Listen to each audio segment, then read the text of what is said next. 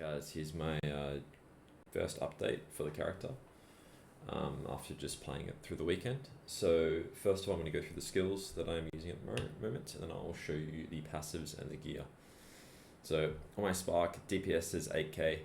In actual game, because I have crit, you basically have conditionals on crit, which makes this go a bit higher. So it's about 11k while I'm mapping.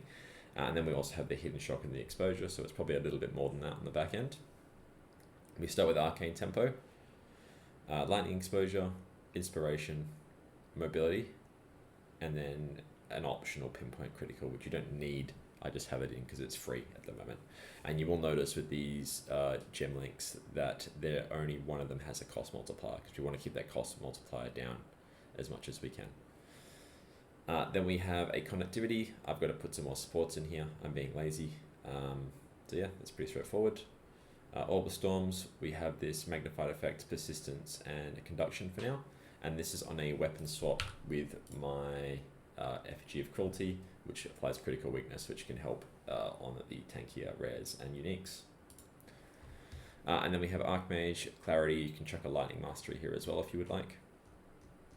Yeah, that's kind of the main setup for now. I am starting to put in a cast and shock setup, but I just need to get the spirit required because Lightning Conduit's going to be my big damage, but that's going to take probably another day or so to get up, and I wanted to do a quick update before that. So that's the skills. We'll quickly go through the passives. So we are basically prioritizing a lot of mana and crit. This is kind of a hybrid energy shield mana setup at the moment. I did try a lot of different things. I've tried pure mana. You just get stunned too much at the moment till you get more damage, so we're just going to stick in this kind of middle ground for now, and just take all the mana regen as we go. So you come through here, mana regen, get some of these nice efficient nodes of faster start over here, come up through here, got a bit of crit, got again some efficient energy shield. I've tried to get a little bit because you need it for the stun, but I don't want to spend too many points, and then some faster start here as well. Get the general stuff over here that we need. Didn't take raw mana, as for now I'm just messing with the mana cost, and I don't need the 8%, so that's not there. And then we come and we just get some crit where we can. So crit there, we're getting some crit here as well. That's pretty straightforward tree, pretty basic. It transitions quite nicely into crit, not too tricky to get at the moment. And then we have the gear. Now I got lucky enough to get a Astramentus from an Alva Gamble on stream the other day, so I managed to sell that for about 30 divines at the time. So I did manage to get a lot of the gear to start with. Unfortunately, I have been working at the moment, so I haven't had much time to play it, so I'm only level 84. But I have got some decent pieces, but I haven't really capitalized on that wealth as much as I would like. But I'll go through them.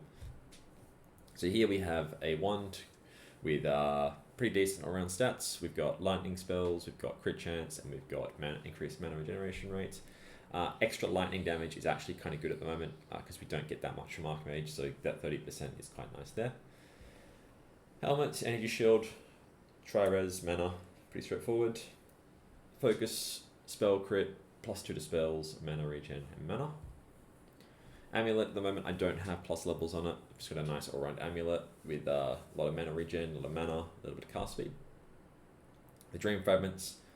Dream Fragments is obviously a luxury item in the build. A Breach Ring is fine for this, or just a mana ring is fine at the moment. You do not need this. I still think the premium on not being chilled or frozen is nice, but definitely not required for the build. The other ring, like I said, you could just get 2 of these instead of the Dream Fragments. Mana regen, round at your resists. And then this is kind of like a middle ground chest piece. It's quite cheap for what it was when I bought it. It was like 3 or 4 exalts. You can get a ton of mana regen, plus mana, and then some base energy shield. This will be looking to upgrade this into a flowing remnant chest piece later, but this is very, very good for now. Boots, move speed, res mana, and then belt, res mana. And one of the interesting things of the build is the Night Scale gloves, because we're scaling crit. This works quite well. Gives you a 165% mana regen, as well as some crit. Unfortunately, you don't regen the mana unless you crit, so you need to get your crit chance to around 30-40% before this feels fine in maps. Because if you don't crit, it can feel very, very awkward when you're running around with no mana, but it is very, very good for now. When you outscale the mana regen, I think it will be fine. But yeah, this is a good, again, another unique, that's like a middle of the range unique that helps out for now. Now, with all this setup, I have got a lot of mana regen, and that is kind of how the build functions. We've just been getting as much as we can on runes. pretty much everywhere I can get it, and also on the tree as much as I can get it as well, because that's what I want to test out in terms of maybe being able to push for Eldritch Battery. But when I did turn this on before, kind of had a few mana issues. I still think you'll outscale it when you get like 5-6k mana, just the way that Arcane Effect works with this node. But it's going to be close. And also this node's bugged at the moment in game, so it doesn't actually do what it's supposed to do. So that was very frustrating as well. So I've come back to this hybrid setup for now, and we'll see if we can push into Eldritch Battery and Lightning Conduits over the next coming days. My final thoughts on it. It is a viable option. It is going to be able to do tier 15 maps and hopefully a couple of the bosses, but it's not insane. Like, it's obviously the nerfs have been huge across the board, but we have been definitely hit by those.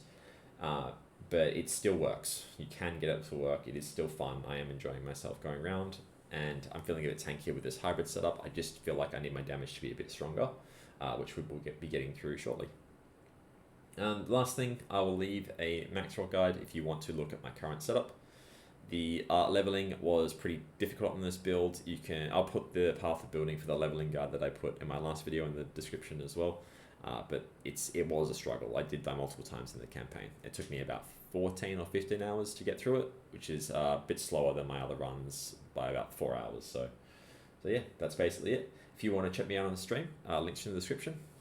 I'll keep you guys updated as I get better gear and better stuff.